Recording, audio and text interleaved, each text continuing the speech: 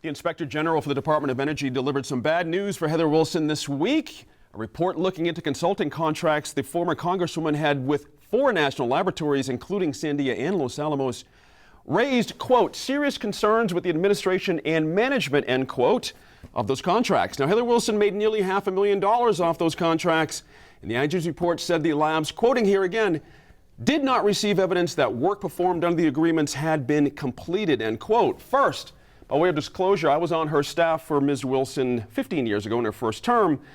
And Tom, let me ask you this.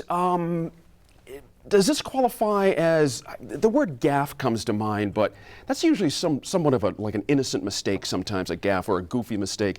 How would you classify this thing for Ms. Wilson? Well, being also with the contract with Sandia and Los Alamos National Labs, you know, I can tell you that, you know, your contracts say what exactly it is that you need to provide. Sure, absolutely. The fact that this has blown up into something, you know, that we're talking about now is somewhat surprising.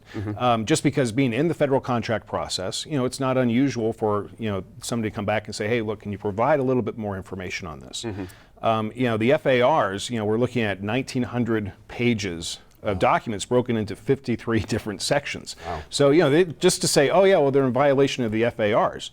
Wow, really? You know, I mean, that's, you know, so I'm a little bit surprised that it's catching a lot of heat at this particular point in time. What did you make of the IG's wording there? That is some really stiff wording. I mean, if they are to be judge and jury of these things, and we can assume that they are, I'm just hearing guilty here, that there's no wiggle room here on what did or did not happen. Did you have the same sense when you read that? Yeah, well, I mean, when I read it just like everybody else, you know, I was like, well, okay, that's pretty stiff language. You know, I'm not necessarily, you know, and I don't know exactly the work that she was contracted for, but knowing that in those particular circles, sometimes a conversation is all, you know, is you know, worth, you know, quite a bit. You know, I mean, just to have a conversation with someone and say, hey, look, are you aware of this? That's right. And you're able to, you know, prohibit about 4 or 5 different other conversations. So, you know, nobody really knows what was talked about. Sandia, Los Alamos, Sandia rather, and the other labs all seem to be happy with it. They've refunded the money, and you know, $440 grand if refunded so far, Laura. Interesting. It's different. I realize that it's different for high flyers. Sometimes you get brought on for your expertise. She's a former, you know, high flyer in all kinds of security circles. And Sandia has come out and said, in essence, look, we were gaining her expertise on certain issues, and that's what we were, in essence, paying for. Does that ring okay for you? Does that sound like worth $500,000 worth of contracts just to have some expertise at the table to guide folks? Well, I mean, I'll say that, I mean, I don't know what the current market bears in that area for expertise of that sort. So I can't speak as to whether that value was appropriate. It obviously was something they were willing to pay for at that amount.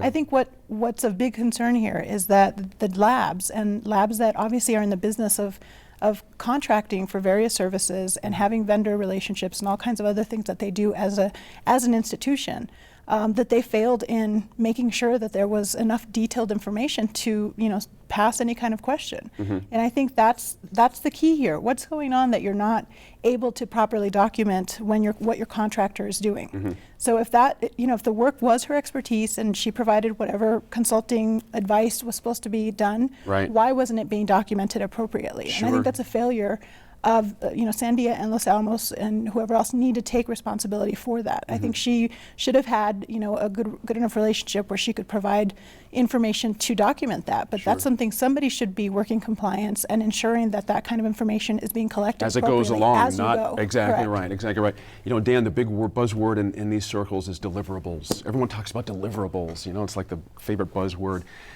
And so with the IG saying there were no deliverables, how do you come back from that? You know, how do you say, okay, here's in essence what we did as deliverables if it was about just getting expert advice and opinion on things? Well, I think a couple things, Gene. You and I may be reading this differently. Okay. And I don't think that the IG is questioning what Heather Wilson did. I think they're saying there's no paperwork to show what she did. And the IG is not dealing with thoughts. What else do they have to work from? That's right. They're going to look and say, you hired Tom to show up and produce a guide. Where's the guide? You said it was going to be 70 pages. Blah. Let's see that. It seems to me like this is really much to do about nothing with Heather Wilson. She did her job that she contracted for.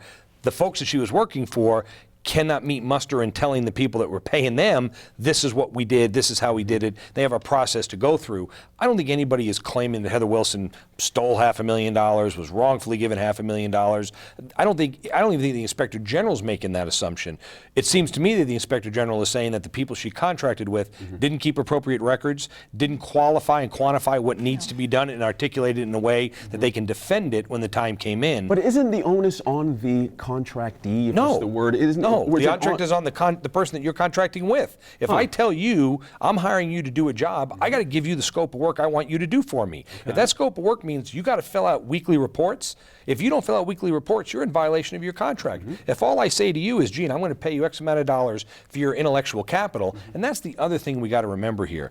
She wasn't hired to build something, produce something. She was hired for her intellectual capital. She's a Rhodes Scholar. She's a very well-respected member of Congress. She served on the House Intelligence Committee. I mean, everything that these guys have. Laura made a good point. I don't know what the private market bears for that, but I'm willing to bet that when you start saying we want a Rhodes Scholar who's been in Congress, that served on the House Intelligence Committee, there are a lot of people out there that fit the bill to get that stuff done. And I think she does, especially when you look at where her specialty was, working with security and nuclear weapons. So I think this is much to do on Heather Wilson's side about nothing. I think it's more, and that's why the contractors, I think, paid the money. I think had the contractors felt Heather Wilson didn't deliver it, I don't think they'd be emptying $500,000 out of their pocket. Does that make sense to you? Because that is a question I have as well. Why would they pay this back and not ding her for the money? They admitted they were using Heather Wilson for business development. Okay. And business development by another name is called lobbying.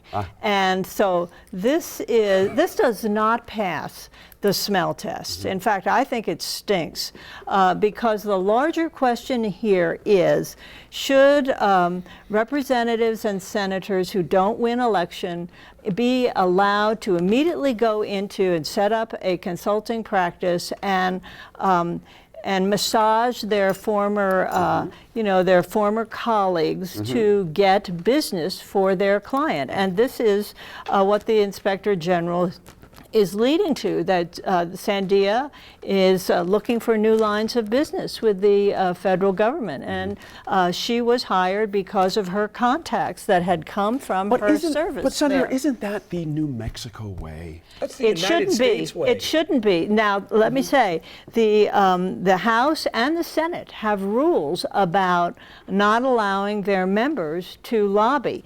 In the House, you can't lobby for 1 year after you leave service, and in the Senate, you can't directly lobby your colleagues for 2 years. Those are rules.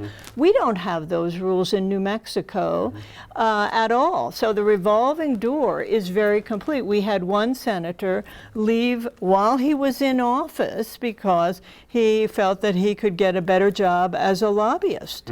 And 17, I think it's 24 states have laws restricting this kind of revolving door. She's been out for over This a year. is, and in 2009, she set up her consulting firm, and that year she got a contract with Sandia.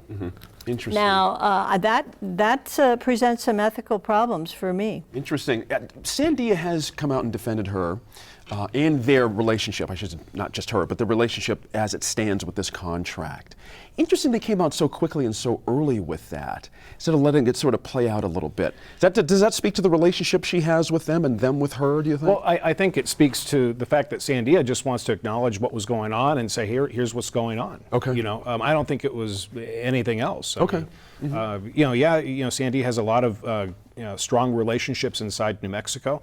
HWC was just one of those many different relationships. I think it comes back, to the IG's point that it comes down to accountability. Okay. And I think that's in essence what's happening here. They're not saying that they didn't get a bad product or anything like that. So you know what? You just need to document it. Sure. And yeah, there's some real simple ways you can document it. Sure. Without getting into the details of what was discussed. Right, especially this intelligence thing. I'm going to finish with Laura. Sorry, Senator.